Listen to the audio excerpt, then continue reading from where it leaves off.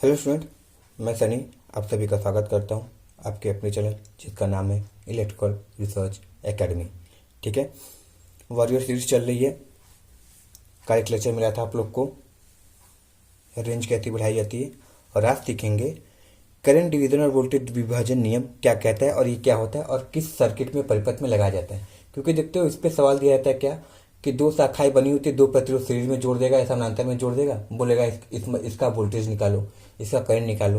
तो निकालने को तुम निकाल लोगे, कोई दिक्कत नहीं है, मगर तुमको टाइम लगेगा। ठीक है, और एग्ज़ाम आपसे कॉन्सेप्ट नहीं टाइम से भी मांगता है। जैसे मैथ का सवाल है, लगाने को आप बनिया बुद्धि भी लगाएंगे तब भी निकलेगा, 1 घंटे में नहीं निकलेगा, 3 घंटे में निकलेगा, मगर सिलेक्शन उसका होता है जो उसी सवाल को 30 सेकंड में कर ले, 20 सेकंड में कर ले। ठीक है, तो इसीलिए हमको करंट और वोल्टेज विभाजन का नियम पता होना चाहिए जिससे हम क्या कर सकें, आसानी से सवाल कर सकते हैं। ठीक है, तो पहले देखते हैं करंट डिवीजन नियम क्या कहता है। करंट डिवीजन नियम,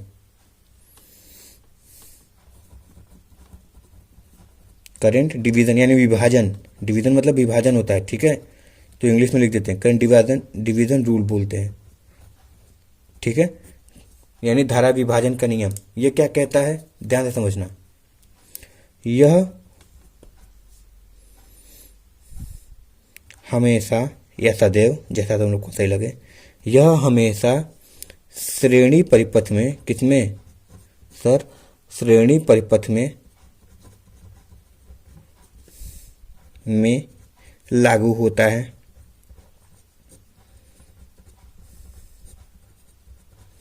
ठीक है, किसमें, श्रेणी परिपथ में। देखो गलत हो गया ना, इसको श्रेणी नहीं समानांतर करो। ठीक है, किस में लगता है, समानांतर में। अब देखो क्यों गलत हो गया सर, क्योंकि देखो श्रेणी अगर होती है 3 प्रतिरोध जोड़ो चाहे 100 प्रतिरोध जोड़ो चाहे 4 जोड़ो, श्रेणी में कभी भी धारा नहीं बढ़ती है। धारा बढ़ती किस में है सर, समानांतर परिपथ में। इसीलिए करंट डिवीजन रूल हमेशा समानांतर परिपथ में लागू होता है। ठीक है, अब देखो अगला नियम क्या कहता है कि सर इसकी सहायता से, इसकी सहायता से हम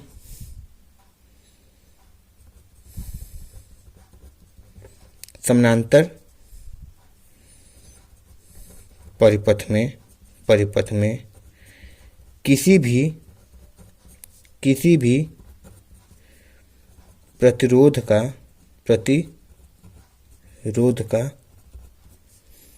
धारा मान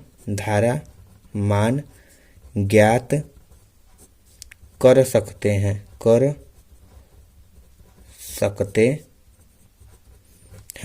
ठीक है, धारा का मान ज्ञात कर सकते हैं। जैसे एक सवाल लेते हैं और इसको देख लेना ध्यान से, इसी तरह पूछे जाते हैं।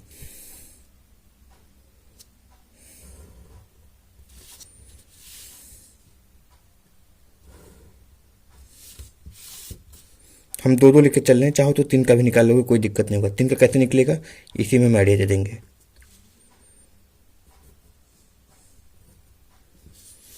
ठीक है, देखना ध्यान से, यहाँ से आने वाली धारा आई है, ये प्रतिरोध है हमारा, इसमें से बहने वाली धारा का मान I1 हो जाएगा, इसमें से बहने वाली धारा का मान I2 हो जाएगा। ये प्रतिरोध हमारा क्या है सर, ये प्रतिरोध है हमारा R1 और ये हमारा R2 है। देखो कहता क्या है कि यहाँ से 5 एम्पीयर की धारा गई है, तो बताओ इसमें धारा कितनी होगी या इसमें कितनी धारा होगी। तो चाहोगे तो तुम अनुपात वाला चक्कर भी लगा के कर लोगे, कोई दिक्कत नहीं, क्योंकि धारा प्रतिरोध के वित्त अनुपाती होती है। अगर इसका प्रतिरोध ज़्यादा है तो इसमें धारा कम जाएगी, इसका प्रतिरोध कम है तो इसमें धारा ज़्यादा जाएगी। यानी अनुपात लगा के आसानी से निकाल लोगे, कोई दिक्कत नहीं आएगा। मगर वहाँ पर अनुपात बनिया बुद्धि नहीं लगाना है। ठीक है, वहाँ पर्ची लेके नहीं बैठे हो। तो इसमें सॉल्व करने का सिंपल तरीका क्या होता है, देखो याद रखना। अगर हमको इसमें धारा निकालना है तो क्या करेंगे, अगर हमको निकालनी है I1 की धारा निकालनी है तो क्या करेंगे, पूर्ण करंट लिखेंगे यानी टोटल धारा लिखेंगे। इसमें निकालनी यानी R1 प्रतिरोध में निकालना। ध्यान से सुनो हम क्या कर रहे हैं, क्या कहना चाह रहे हैं। I1 धारा निकालनी है तो कुल प्रतिरोध, सॉरी कुल धारा क्योंकि यही धारा के इन दोनों में बटेगी ना, जंक्शन का नियम। यहाँ पे देखो बटेगी ना, तो यहाँ पे भी बटेगी, यहाँ पे, तो आने वाली जाने वाली धारा के बराबर होगी। तो ये जो I1 की वैल्यू है वो किसके बराबर होगी, तो कुल धारा देखो इसमें निकालनी है ना, तो ये लिखना पड़ेगा, इसमें निकाल, ध्यान से सुनो, इसमें निकालना है तो ये लिखना, इस प्रतिरोध का मान लिखना पड़ेगा। क्यों, क्योंकि हमको पता है सर जी धारा के व्युत्क्रमानुपाती होता है प्रतिरोध, तो R1 का निकालना है तो R2 लिखना पड़ेगा। तो क्या लिखते हैं, R2 लिखते हैं, बटे क्या लिखना पड़ेगा, सबको जोड़ दो, R1 प्लस R2। ये तुम्हारी किसकी वैल्यू हो गई, I1 की। इसी तरह अगर तुमको I2 की निकालनी तो क्या करना पड़ेगा, सर I2 की निकालनी तो फिर वही कुल प्रतिरोध, सॉरी कुल धारा। अब देखो R2 की निकालनी है तो R1 लिखना पड़ेगा, क्योंकि व्युत्क्रमानुपाती होता है, R1 अपन R2, ये लिखना पड़ेगा। कोई दिक्कत है, नहीं सर कोई दिक्कत नहीं है, बस इसी में तुम्हारा सवाल हो जाएगा, कोई दिक्कत वाली बात नहीं आएगी, ठीक है, हो जाएगा, सही है। अब देखो जैसे लिख के चलते हैं कि सर जी I1 की वैल्यू कितनी है, 5 एम्पियर है, ठीक है। I1 की वैल्यू सर आपको निकालनी है, किसकी वैल्यू निकालनी है, I1 की वैल्यू निकालनी है। और यहाँ पे ध्यान से सुनो, R1 का मान दिया है 2 ओम है, ठीक है, और R2 का मान दिया है 3 ओम है, सही है। तुमको क्या निकालना है, I1 का मान निकालना है। तो देखो I1 का मान निकालना है तो क्या करना पड़ेगा, सर I1 का मान निकालना है, कुल धारा दिया है सर 5 एम्पियर है। R2 का मान कितना दिया है, क्योंकि अगर I1 में निकालना है तो R2 लिखना पड़ेगा, ठीक है, R2 वाला प्रतिरोध। तो कितना है सर, 3 ओम है, बटे टोटल कितने हो जाएंगे, 3 2 5 है, इसको काट दें, कितना आया सर हमारा, 3 एम्पियर है, ठीक है। अब ध्यान से देखो, सही बात बोले कि नहीं, सर सही बात है, क्योंकि देखिए सर I1 यानी R1 का प्रतिरोध कम है तो धारा ज़्यादा आ जाएगी।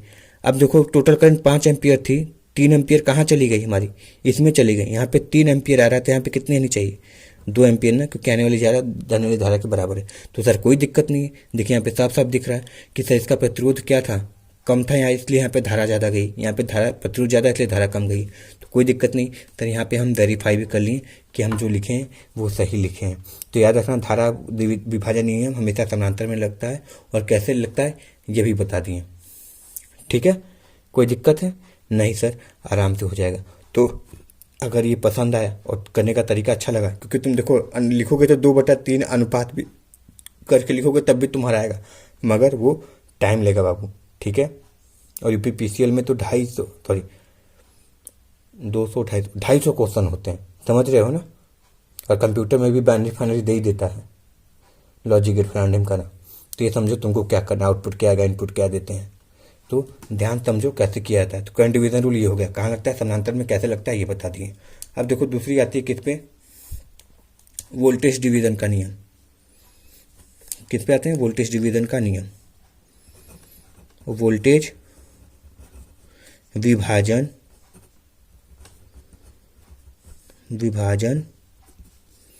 नियम, ठीक है, वोल्टेज विभाजन का नियम। ये क्या कहता है सर, यह हमेशा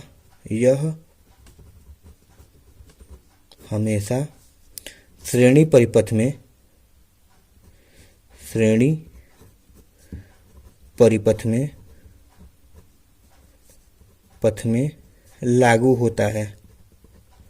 लागू होता, कोई दिक्कत नहीं है सर, सही बात है, श्रेणी में ही लागू होगा, क्योंकि वोल्टेज किस में बढ़ता है, सीरीज सर्किट में ही वोल्टेज बढ़ता है। पैरेलल में क्या बढ़ता है हमारा, सेम रहता है वोल्टेज ना, पैरेलल सर्किट जोड़ते हो तो वोल्टेज सेम रहता है, बढ़ता है किस में, श्रेणी वाले में। इसलिए सर जी वोल्टेज विभाजन का नियम किस में लगेगा, श्रेणी में लगेगा, ठीक है। अब देखो इसकी सहायता से क्या सर, इसकी सहायता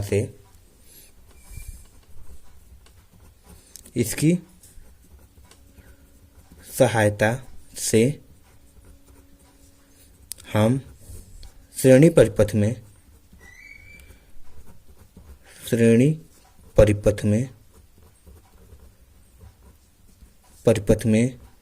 किसी भी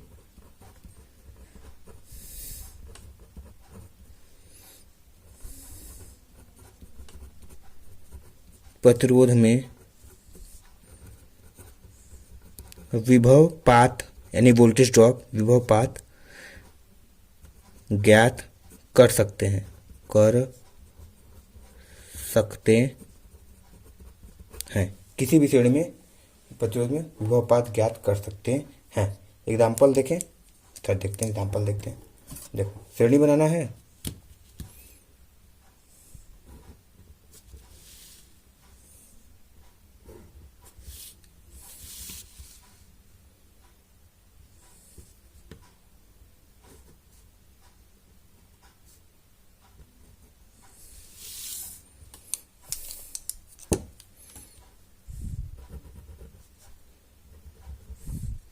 ये प्रतिरोध R1 है, ये प्रतिरोध R2 है। सही है। नीचे देखना क्या है,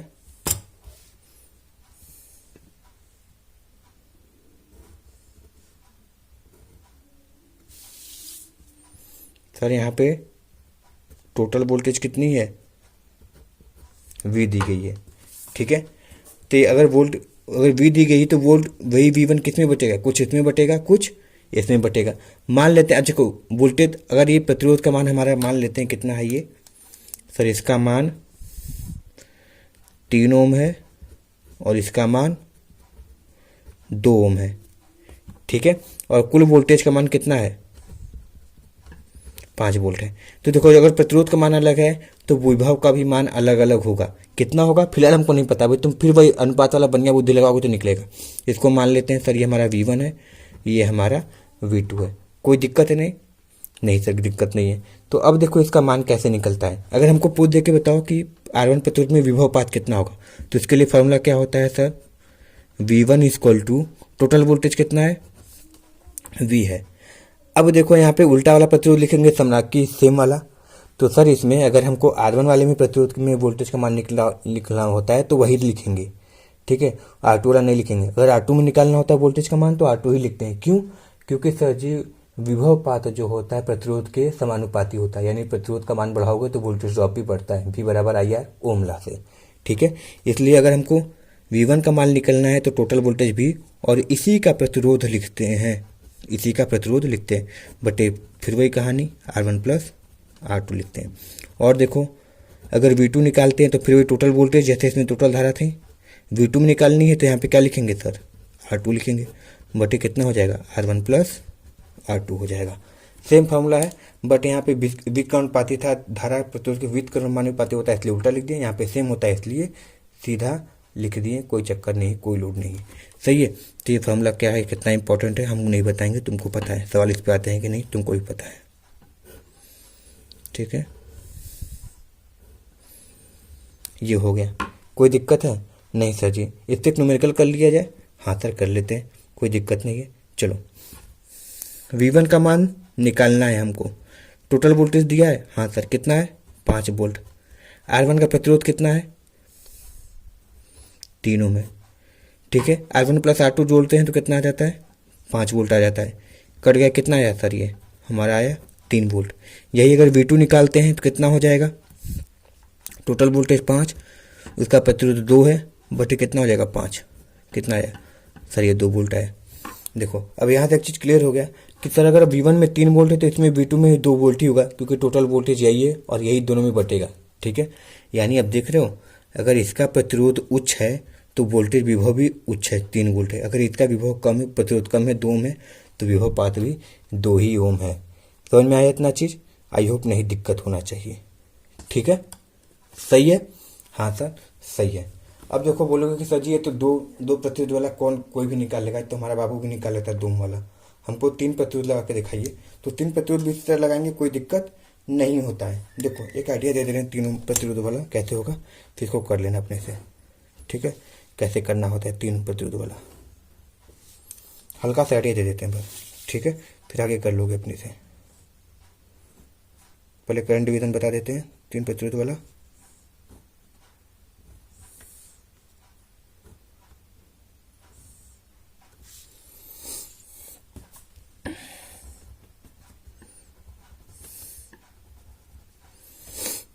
और वही आंसर आएगा, तुम कभी घर पे प्रैक्टिस करके देखना। ये 3 ओम है, ये 2 ओम है और ये भी 2 ओम है। तो यहाँ से करंट आएगा तो इसमें बटेगा, इसमें बटेगा। ठीक है, फिर यहाँ जो यहाँ ये इसमें से जो करंट बटेगा यहाँ पे वो यहाँ बटेगा और यहाँ बटेगा। मान लेते हैं यहाँ से कितना जा रहा है, ये टोटल करंट है हमारी, इसमें बहने वाली धारा का मान I1 है, ठीक है, इसमें I2 है और इसमें बहने वाली धारा का मान I3 है। हमसे पूछ लिया कि बताओ कि I3 का मान कितना होगा, कैसे निकालोगे। तो देखो याद रखना, इन दोनों में से जो धारा बचेगा वही इसमें आएगा, ठीक है। तो इसको पहले 2 करने का प्रयास करना। इस प्रतिरोध को हम 2 प्रतिरोध में कैसे तोड़ सकते हैं, तो सर ये कर सकते हैं कि 3 ओम वाला ऐसे कर देते हैं, सर 3 ओम वाला उसी तरह रहने देते हैं, और ये चूंकि ये दो श्रेणी में थे तो इसको क्या कर देते हैं, इसको जब इस समानांतर में है तो इसको करेंगे तो कितना निकल कर आएगा, सर ये 1 ओम का प्रतिरोध निकल कर आएगा। अब देखो ये तुम्हारा 2 बन गया। अब इसी में पूछा था I3 और ये कितना है हमारा, इसको I4 मान लेते हैं, I3 में पूछा था और इसका तुल्यांक निकालनी है 1 ओम, ठीक है। अब सॉल्व कर देना, कोई दिक्कत नहीं आएगा, आंसर निकल के चल आएगा, ठीक है। तुम एग्जाम्पल लेके करना, वही सेम टू सेम आंसर आएगा, कोई अंतर नहीं आएगा, सही है ना। चलो अब समानांतर वाली इसकी बात करते हैं।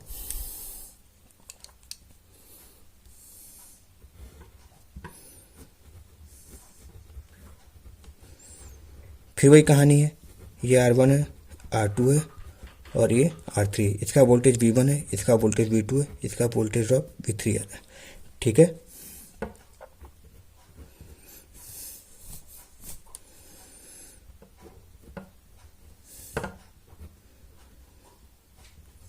चलो हमसे पूछा क्या है कि V1 कब में कितना वोल्टेज ड्रॉप है ये निकालो। तो 103 में ड्रॉप हो गया, कैसे निकालेंगे, कुछ मत करो, फिर इसको क्या करो, इन सबको तुल्यांक करके एक करने का प्रयास करो, यानी इस R1 को R1 ही रहने दो और इसको करोगे तो कितना आ जाएगा, अगर ये 3 ओम है और ये 2 ओम है, ये 2 ओम है, तो 3 ओम वाला उसी तरह रहने दो और 2 कर दी, कितना आ गया, 4 ओम हो गया। अभी तुम्हारा 2 प्रतिरोध हो गया। अब इससे तुमको V1 निकालना है, इसको V4 मान लो, V1 और V4 2 निकल गए, आराम से निकालोगे, कोई दिक्कत नहीं आएगा। तो 3 4 चाहे जितने हो सारे कर सकते हो, ठीक है। तो देखो करंट डिवीजन, वोल्टेज डिवीजन उल्टा कैसे लगाया जाता है, किस पे लगाया जाता है बता दी। लगाने को रेशियो से भी आएगा मगर टाइम पास होगा, ठीक है, और जरूरी नहीं कि आंसर तुम्हारा आ जाए, मगर इससे करोगे फॉर्मूला याद है, कॉन्सेप्ट क्लियर है तो आराम से लग जाएगा। अधिकतर सवाल ये पूछता है कि किस में लगाया जाता है, किस में नहीं लगाया जाता, ठीक है। चलो तो पसंद आएगा तो इसको लाइक शेयर और सब्सक्राइब कर देना। मिलते हैं नेक्स्ट वीडियो में। Thank you very much and all the very best. Vande Mataram.